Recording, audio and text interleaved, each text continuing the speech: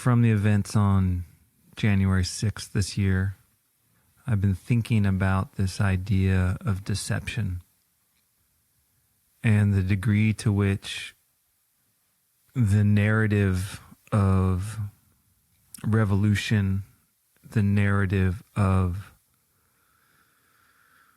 fight, the narrative going on threaded through the activists, rioters, insurrectionists of the day. I've been thinking a lot about deception and how such deep deceit could take root. And I want to approach it from a point of view of stress, and I want to approach it from a point of view of resources and conditions which occur under stress. So there's this little scientific bit of research that I've heard told, and I think I've heard it in a number of places, but particularly from Robert Trivers, the evolutionary biologist who was on the podcast in season 1. This research might have come through him, might have come somewhere else, but apparently if you take pictures of people and you show them different versions that either are their pictures unadulterated as is in a picture that's a little bit more, I don't know how they exactly do it, but makes one less attractive and makes one more attractive by certain percentages, people tend to believe that the pictures of themselves, which are about 25% more attractive, are the true ones. And the inference, and I guess the conclusions from that, is that people have a view of themselves as better than they are.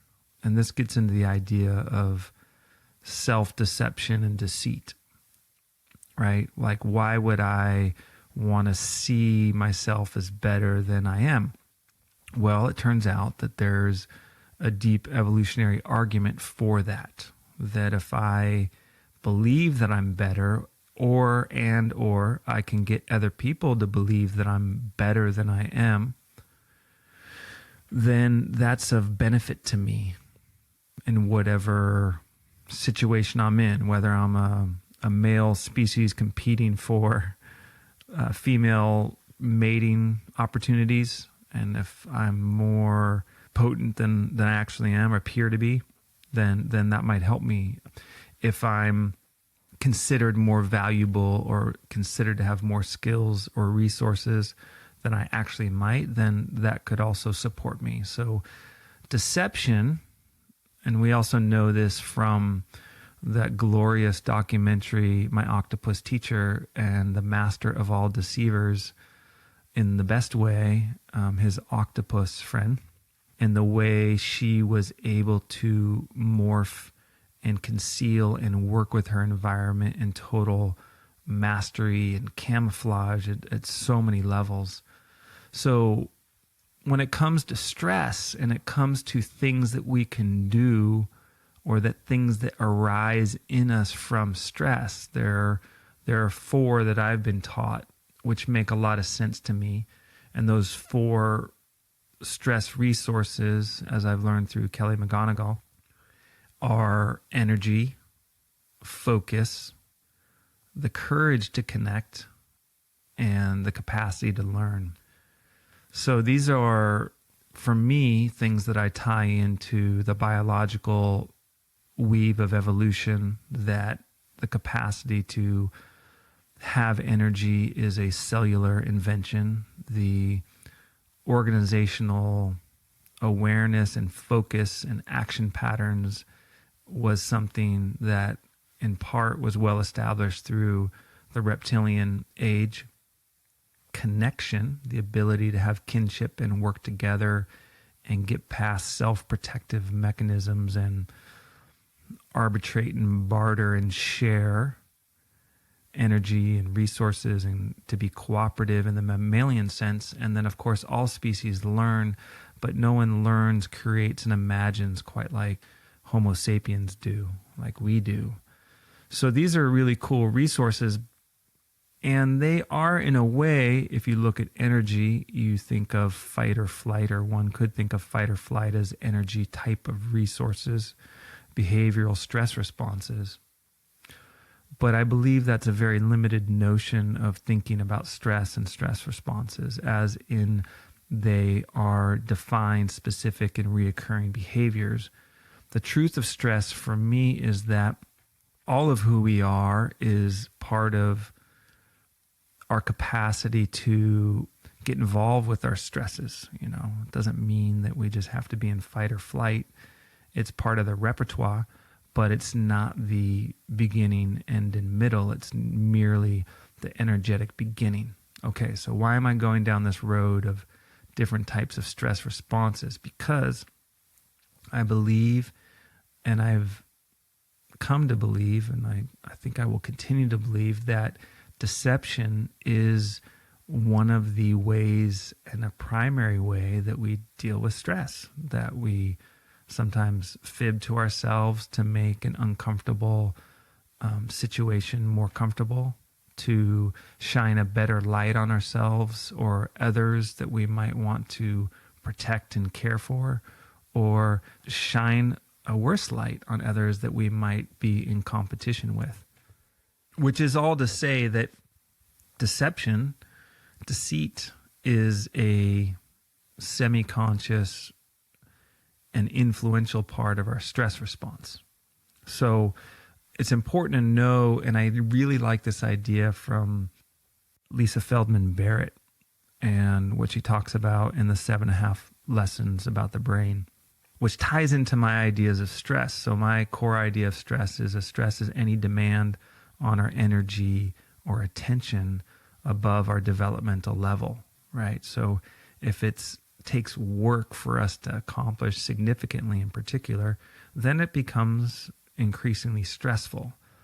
So in Lisa Feldman Barrett's idea that the brain is evolved to predict, and what it's evolved to predict is the needs and resources related to what she calls, and I think the phrase is, a body budget, meaning what does it take to plan, deal with, and manage the different elements of being alive, from the interior dance of the physiology of the body to the ecological and social relationships. So all emotions and affective feelings and thoughts and unconscious processes, etc., would be tied into the body budget. Okay, what the hell does this have to do with January 6th?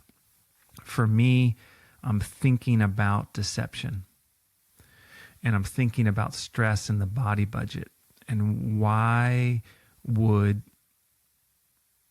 an increasing segment, subculture of America choose to believe that their 74 million votes or so was actually the winning number?